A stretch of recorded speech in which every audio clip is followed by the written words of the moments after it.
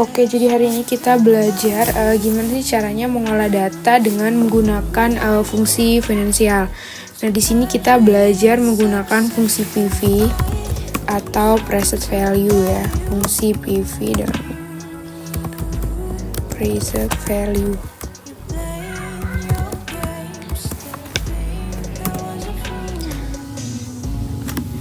Nah, fungsi PV atau present value ini dia biasanya digunakan untuk menghitung nilai investasi pada saat ini. Nah, bentuk penulisan PV itu biasanya PV sama dengan rate, NPR, PMT, FV sama type. Nah, di sini kita ada data, di sini ada target laba tiap tahunnya.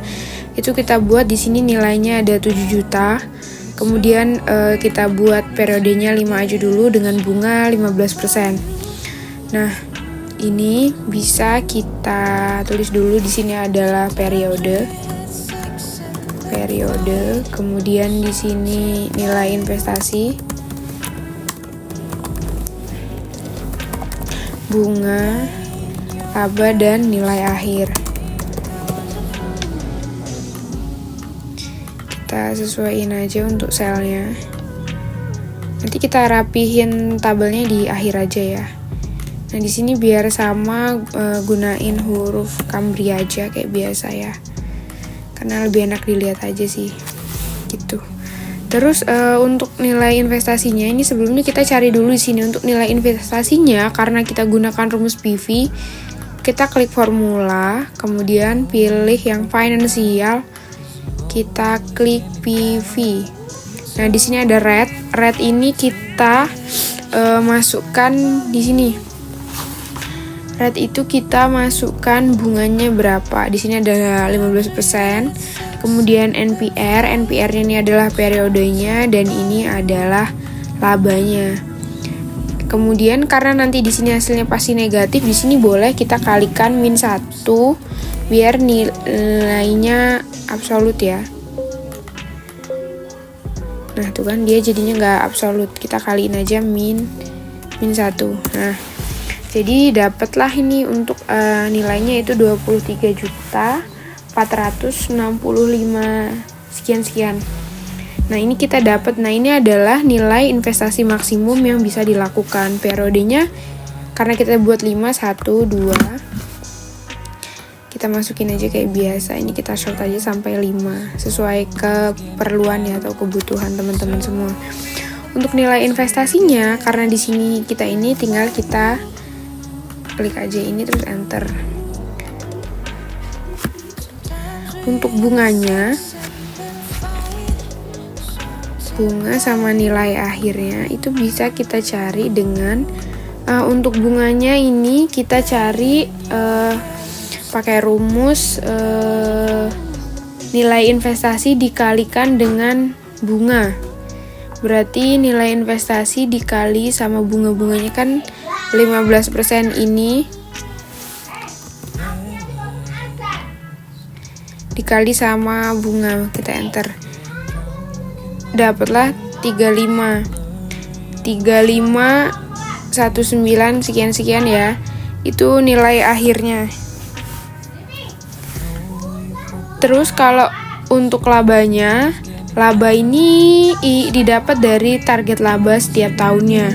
Nah, untuk target laba setiap tahunnya itu kan di sini udah ada 7 juta. Jadi tinggal kita sama dengan ini kita enter aja gitu.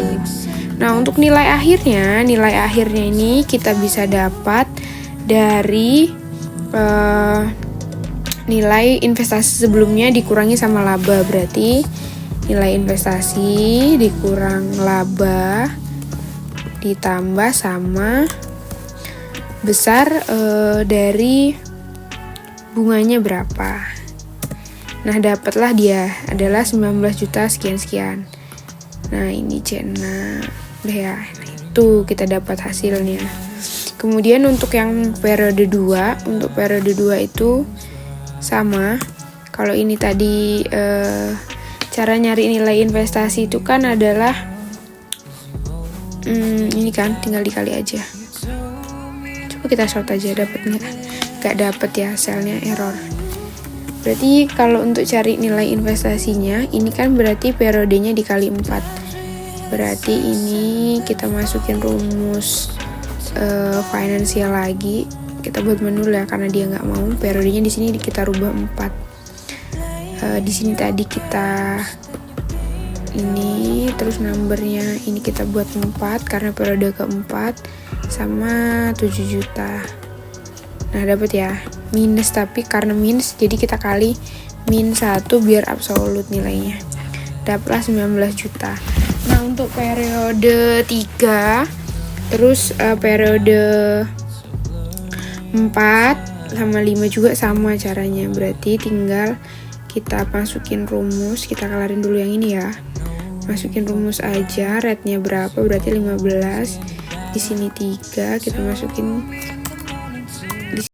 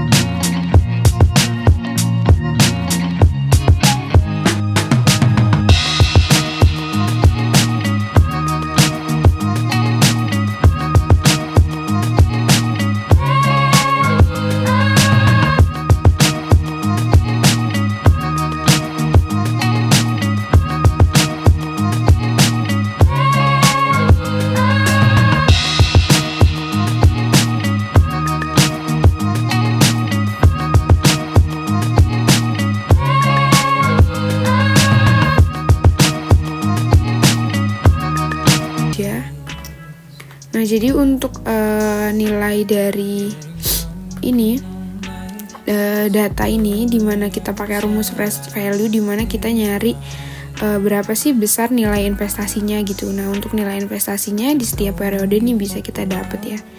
Ini contohnya kita cuma cari 5 periode. Kalau mau 10 periode, 12 periode, ataupun berapapun itu bisa, tinggal disesuaikan saja. Nah ini jadi untuk rumus PV ya. Kalau untuk rumus PV ini yang diperolehnya. Jadi kalau fungsi dari PV itu, fungsi dari PV untuk menghitung nilai investasi, bunga, laba, dan nilai akhir. Nah seperti itu ya.